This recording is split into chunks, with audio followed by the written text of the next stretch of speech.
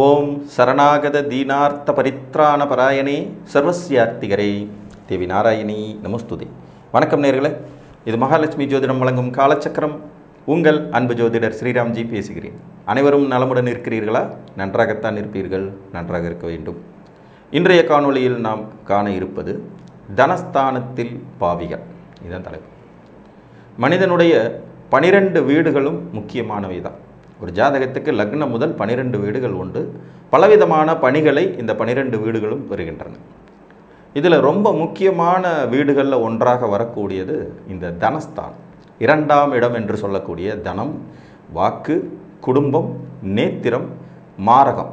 இந்த 5 முக்கியமான வேலையை செய்யக்கூடிய இடம் 2. ஒருவருடைய பேச்சாற்றல், ஒருவருடைய பார்வை திறன், ஒருவருடைய முக அழகு, ஒருவருடைய வருமானம், ஒருவருடைய குடும்பத்தின் நிதி நிலை, ஒருவருடைய அடிப்படை கல்வி, இதெல்லாம் குறிக்கக்கூடிய வீடு 2. சொல்வாக்கு மிக்கவர்களை உருவாக்குவது பேச்சாற்றல். அந்த பேச்சை குறிக்கக்கூடிய இடமும் முகம், தொண்டை, வாய், கழுத்து, கண், இதையெல்லாம் குறிக்கக்கூடிய இடமும் 2 தான். இந்த 2ஆம் இடத்துல பொதுவாக பாவக்கோள்கள் உட்கார்ந்தா எப்படி இருக்கும்? ஆட்சி உச்சம் பெற்ற கிரகங்கள் 2ஆம் இடத்தில் அமர்ந்திருக்கும் போது பெரும் விளைவுகளை ஏற்படுத்தி விடுவதில்லை. இப்போ 2ல் ஒரு பாவி இருக்கார், ஆனால் அவருக்கு அதுதான் சொந்த வீடுங்கும் போது அதனால் பாதிப்புகளின் அளவு குறைவு. இப்போ உதாரணமாக மீன லக்கணத்துக்கு செவ்வாய் 2ஆம் இடத்தின் அதிபதியாக வருவார். அவர் ஒரு பாவக்கோள். சூரியன் இந்த வீட்டில் உச்சமும் அவர். இவர்கள் இருவரும் அமர்ந்திருப்பது சிரமம் என்று சொல்லிவிட முடியாது. ஏன்னா இவங்க 2 பேரும் லக்ன சுபர்கள்ங்கிற வரிசையில் வந்துடுவாங்க. ஆனால் அதே 2ஆம் இடத்துல சனி வந்து உட்கார்ந்தாருன்னா கண்டிப்பாக பாதகம் இருக்கும். ராகு கேதுகள் இருந்தாங்கன்னா பாதகம் இருக்க தான் செய்யும். இந்த பாவிகளில் 5 பேர் இருக்காங்க. சூரியன் அரை பாவி, அரை சுபர், 2ம் கட்டான்ற மாதிரியான அமைப்பு. சனி, செவ்வாய், ராகு மற்றும் கேது, இவங்க முழுமையான பாவக்கோள்கள். இதில் இவர்கள் அந்த வீட்டின் அதிபதிகளாக இருந்தால் அந்த பலன் வேற மாதிரி இருக்கும். அங்கே 2ஆம் அதிபதி ஆட்சி அப்படிங்கிற மாதிரி வந்துடும். இருந்தாலும் தனவாக்கு குடும்பஸ்தானத்தில் ஒரு பாவக்கோள் ஆட்சி பெறும்போது கூட ஏதேனும் ஒன்றை தட்டி பறித்து விடும் விதி உண்டாகும். ஒன்று பேசுகிறது ரொம்ப கர்ண கொடூரமாக இருக்கும், இல்லை முக லட்சணம் குறைந்து போயிருக்கும், இல்லை ஃபேமிலி லைஃப்பில் வந்து ஏதாவது ஒரு தடைகள், இடைஞ்சல்கள், சிக்கல்கள் இருக்கும். தேவையில்லாத வாக்குவாதத்தினால ஜாதகர் சிரமத்துக்கு ஆளாவார். பணம் சம்பாதிப்பதில் ஏற்ற இறக்கமான சூழ்நிலை இருக்கும். சொல்வாக்கை காப்பாற்ற முடியாத நிலைகளை உருவாக்கிடுவாங்க. ஏன்னா பாவிகள்ங்கிறவங்க பாவிகள் தானே. இப்போ 2ஆம் இடத்துல செவ்வாய் ஆட்சியாக இருக்காருன்னா அவருடைய வாக்கு எவ்வளோ பவர்ஃபுல்லாக இருக்கும், எந்த அளவுக்கு வேகமாகவும் கோபமாகவும் பேசுவார். சூரியன் 2ஆம் இடத்துல உச்சமாக இருந்தார்னா அவர் எவ்வளோ பெரிய அதிகாரம் மிக்கவராக, அதிகார தோரணை கொண்டவராக, தனது பேச்சினாலேயே எதிரிகளை உருவாக்கிக்கக்கூடியவராக இருப்பாருங்கிறது மாதிரியும் வரதான் செய்யும். பொதுவாக தனஸ்தானத்தில் பாவிகள் வலுப்பது ஓரளவுக்கு பொருளாதார வெற்றிகளை கொடுத்தாலும் கூட குடும்ப வாழ்க்கை சிக்கல்களையும், பேசும் திறனில் குறைபாடுகளையும், அல்லது பேச்சினாலேயே வில்லங்கங்களையும், விபரீதங்களையும், வம்பு வழக்குகளையும் ஏற்படுத்தி கொள்ளும் தன்மைகளையும் உருவாக்கும். நிறைய பேர் பார்த்திங்கன்னா இன்றைக்கெல்லாம் சோசியல் மீடியா காலம், பேசுகிறதுலேயே சிக்கலான பேச்சை பேசிட்டு மாட்டிக்குவாங்க. அதனாலேயே போலீஸ் கேஸு, வம்பு வழக்கு போகிற அளவுக்கான சாத்தியக்கூறுகள் கூட உண்டாகும். பொதுப்பாவிகள் 2ஆம் இடத்தில் ஆட்சி உச்சம் பெறாத நிலையிலும் கூட அமரும்போது எப்படி இருக்கும் அப்படிங்கிறத பார்க்கலாம். பொதுவாக சூரியன் 2ஆம் இடத்தில் இருக்கும்போது அதிகார தோரணை மிக்க பேச்சு தான் வெளிப்படும். குடும்பத்தாருடைய ஒத்துழைப்பு இவருக்கு கிடைக்கிறதுங்கிறது கொஞ்சம் கஷ்டமாக இருக்கும். தன்னுடைய அதிகாரத்தனமான பேச்சினாலேயே குடும்ப உறவுகள் இடத்துல நிறைய பாதிப்புகளையும் சிக்கல்களையும் உருவாக்கும் தன்மை கொண்டவராக மாறுவார். அதே மாதிரி வந்து கண் பிரச்சனைகளை ஏற்படுத்துவார். சூரியன் 2ஆம் இடம், நீங்கள் என்ன லக்னத்தில் பிறந்திருந்தாலும் சூரியன் 2ஆம் இடத்துல இருந்தால் நீங்கள் இளமையிலேயே கண்ணாடி போட வேண்டிய சூழ்நிலை அல்லது கண்ணுக்கு வைத்தியம் செய்து கொள்ள வேண்டிய விதிகளை உருவாக்குவார். முகத்தில் வந்து பார்த்திங்கன்னா அம்மை போடுவதற்கான வாய்ப்புகள் அதிகமாக இருக்கும். சூரியன் 2ஆம் இடத்தில் இருக்கிறவங்களுக்கு உஷ்ணம் அதிகரிக்கும். அதனாலே வந்து இளமையிலே வந்து இந்த அம்மை போடுதல்னு சொல்லக்கூடிய ஒரு வியாதியை கடந்து வர வேண்டிய சூழ்நிலைகள் உருவாகலாம். அதனால் ஏற்படக்கூடிய தழும்புகளை உருவாக்கும். இவர் இங்கே ஆட்சி உச்சம் பெற்று இருக்கிற நிலையிலையும் அல்லது இயற்கை சுவர்களுடைய தொடர்பு பெற்றிருக்கிற நிலையிலையும் இது மாறும் அப்படிங்கிறது மாதிரி எடுத்துக்கிட்டாலும் அது இல்லாத நிலையில் தான் இந்த அமைப்பை நம்ம எடுத்துக்கணும். இப்போ ஒரு கடகலக்கண ஜாதகத்துக்கு 2ஆம் இடத்துல சூரியன் ஆட்சி பெற்று இருக்கிற நிலையில் உங்களுக்கு வந்து அந்த அம்மை போடுதல் அப்படிங்கிறது இல்லாமல் போகலாம். அந்த ஆட்சி பெற்ற சூரியனோடு குரு சேர்ந்திருக்கும் போது அது யோகமாக மாறிடலாம். அதனால் இது ஒரு மாதிரி கலப்பு பலன்களாகவே இருக்கும். வலிமை இழந்த நிலையில் பாவிகள் 2ஆம் இடத்தில் இருந்தால் அப்படிங்கிறது மாதிரி கணக்கெடுத்துங்க. இப்போ ஒரு உதாரணமாக ஒரு தனுசு லக்ன ஜாதகம் 2ஆம் இடத்துல சூரியன் இருக்கார். இது பகை வீடு அவருக்கு. உத்தராயண புண்ணிய காலமாக இருந்தாலும் கூட பகை வீடு. அங்கே அவருக்கு பெரிய பவர் ஒன்றும் இல்லை. சனியோட வீட்டில் சூரியன் உட்கார்ந்துட்டுருக்கார். இதுதான் இந்த மாதிரியான பாதிப்புகளை உருவாக்கும் அமைப்பு. பேசும்போது நிதானத்தை கடைபிடிக்க வேண்டியது அவசியம். பாவிகள் 2ஆம் இடத்துல இருந்துட்டாங்கனாலே நீங்கள் முதல்ல பேசுகிறத யோசித்து தான் பேசணும். அதுலேயும் அவங்களோட தசாபுத்திகள் நடப்புக்கு வந்தால் குடும்ப வாழ்க்கை சிக்கல்களை சந்திக்க வேண்டியது, பேச்சினாலேயே சிக்கல்களை சந்திக்க வேண்டியது, பேசிவிட்டு பின்பு அதை காப்பாற்ற முடியாமல் போயிடக்கூடிய சூழ்நிலைகள் உருவாகுவது, இதெல்லாம் இருக்கும். 2ஆம் இடத்துல செவ்வாய் இருக்கும்போது கோபத்தில் மலை உச்சிக்கே சென்று திரும்பும் விதிகளை உருவாக்குவார். பேச்சாலேயே விரோதத்தை சம்பாதித்து கொள்ளும் வாய்ப்புகளை அதிகப்படுத்துவார். பொதுவாக 2ல் செவ்வாய் இருக்கிறத நமது மூல நூல்கள் அடிப்படையில் இடைச்சொருகல்கள் சிலவை தோஷம்னு சொல்லும்.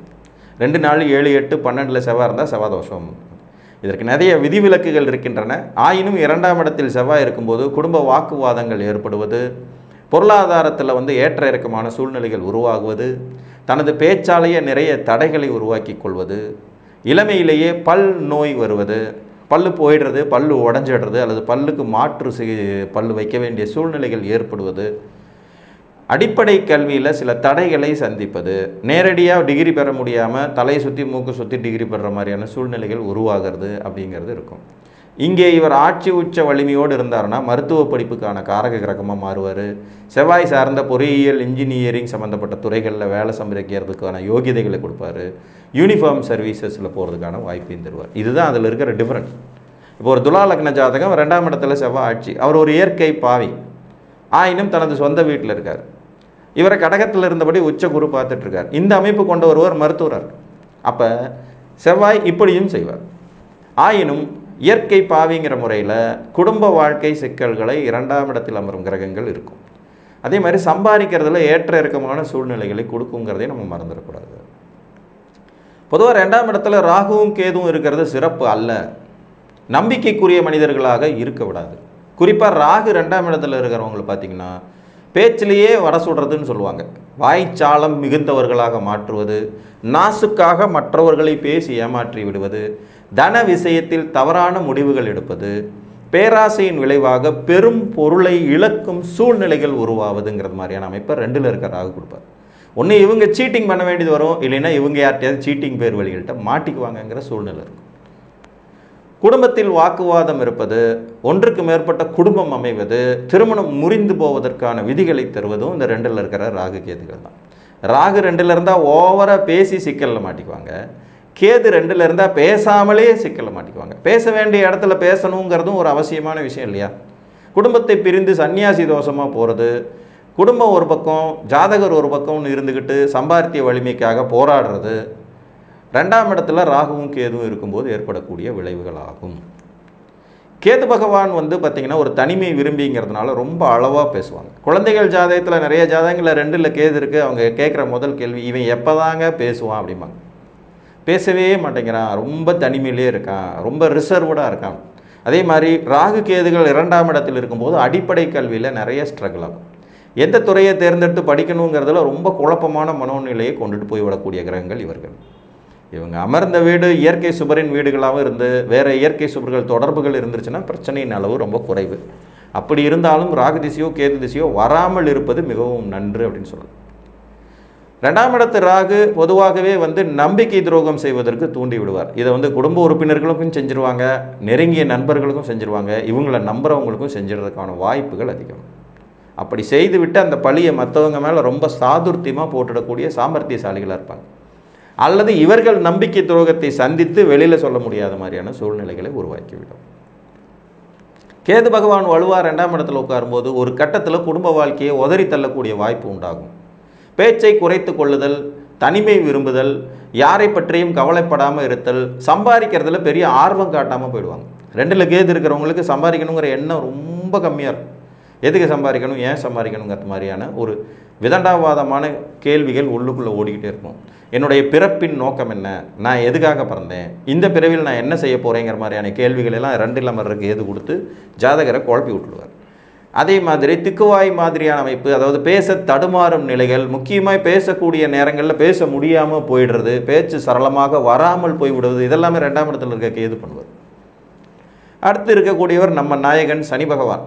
இவர் 2ஆம் இடத்தில் இருக்கும்போது குடும்ப வாழ்க்கை சிக்கல்கள், குடும்பம் அமைவதில் வெகு நிதானம், அப்படியே குடும்பம் அமைந்தாலும் பெருமளவு அதனோடு அந்யோன்யம் காட்ட முடியாத சூழ்நிலை, சம்பாதிக்கிறதுல தடைகள், அடிப்படை கல்வியில் தடைகள், அடிப்படை கல்வியை பெறுவதிலேயே பெரும் போராட்டங்கள், இடைஞ்சல்கள், சரியான வழிகாட்டுதல்கள் இல்லாமலே இளமை காலம் கழிந்து போய்விடுவது, தவறான நபர்களின் தொடர்புகள், இளமையிலேயே கெட்ட பழக்கங்களுக்கு ஆளாகி விடுதல்ங்கிற மாதிரி நெகட்டிவ் நிறைய இருக்குது. இதில் ஒரு ஆட்சி உச்ச வீடுகளில் இருந்தால் கொஞ்சம் இந்த பலனில் மாறுபடும். அதே மாதிரி இயற்கை சுபர்கள் தொடர்பு கொண்டாலும் இந்த பலன் மாறுபடும். ஆனாலும் சனி 2இல் இருப்பது ஒரு சிரமமான அமைப்பு தான். இது யோகத்தை தரக்கூடிய விதிகள் அப்படின்னு எடுத்துக்கவே முடியாது. பொது மாரகஸ்தானமான 2ஆம் இடத்தில் அமர்ந்திருக்கும் பாவிகள் தங்களுடைய தசா காலங்களில் அல்லது புத்தி காலங்களில் மரணம், அதற்கு நிகரான கண்டங்களை நிகழ்த்திவிடும் தன்மை கொண்டவர்கள். இதையும் மறந்துடக்கூடாது. இப்போ ஒருத்தருக்கு 2ஆம் இடத்துல சனி இருக்கார், மீன லக்னம், 2இல் சனி, சனி நீச், சனி மகா திசையில் மாரகத்தை சந்திக்கும் விதி உருவாகியது. இதெல்லாம் இயற்கையிலே வரும். 2ம் 7ம் எப்பவுமே பொது மாரகஸ்தானங்கள். இங்கே உட்கார்ந்துருக்கிற கிரகங்கள் மாரகத்தை கொடுக்கறதுக்கு தகுதி உடையவைகளாக மாறும். அதுலேயும் இயற்கை பாவிகளுக்கு அந்த பவர் இன்னும் கூடுதலாகவே கிடைக்கும். நல்லது செய்கிறாங்களோ இல்லையோ கெட்டதை வேகமாக செய்து விடக்கூடிய தன்மை இயற்கை பாவிகளுக்கு உண்டு அப்படிங்கிறத நம்ம மறந்துடக்கூடாது. சனி 2ஆம் இடத்தில் இருப்பது மந்தத்தனம், சம்பாத்திய வலிமை குறைவு, கீழ்நிலை வேலைகள் செய்து பிழைக்க வேண்டிய சூழ்நிலை, அடிப்படை கல்வி தகுதிகளை இழப்பது, படிக்கவே ஃபெயில் ஆகிடுறது, இல்லை எனக்கு படிப்பு பிடிக்கலன்னு சொல்லிட்டு வேலைக்கு போயிடுறது. 2ஆம் இடத்துல சனி இருக்கிறவங்க 8ஆம் கிளாஸ் ஃபெயிலுன்னொடனே உடனே ஆட்டோ ஓட்ட போயிடுறேன், மெக்கானிக் வேலைக்கு போயிடுறேன்ட்டு கிளம்பிடுவாங்க. அந்த சனி தரும் காரகத்துவ ரீதியாக சம்பாதிக்கணும் அப்படிங்கிறது மாதிரியான எண்ணங்கள் இவங்களுக்கு ரொம்ப மிகுதியாகவே இருக்கும். ஆக 2ஆம் இடத்தில் பாவிகள் ஆட்சி உச்சம் இயற்கை சுவர்களின் தொடர்புகளை பெறும்போது ஒரு சில நன்மைகளை செய்தாலும் கூட குடும்பம் என்கின்ற மிக முக்கிய ஸ்தானத்தில் பாவக்கிரகங்கள் அமர்வது என்பது குடும்ப வாழ்க்கை சிக்கல்களை தராமல் விடுவதில்லை, அடிப்படை கல்வி தடைகளை தராமல் விடுவதில்லை. பொதுவாகவே பாவக்கோள்கள் வாக்குஸ்தானத்தில் இருக்கும்போது ஜாதகர் நிதானத்தை தனது பேச்சில், பண விவகாரங்களில், குடும்ப வாழ்க்கை விவகாரங்களில் கடைபிடிக்க வேண்டியது மிகவும் அவசியமான ஒன்று என்று கூறி மீண்டும் ஒரு காணொலியில் உங்களை சந்திக்கும் வரை உங்களிடமிருந்து அன்புடன் விடைபெற்றுக் கொள்வது உங்கள் அன்பு ஜோதிடர் ஸ்ரீராம்ஜி. நன்றி, வணக்கம்.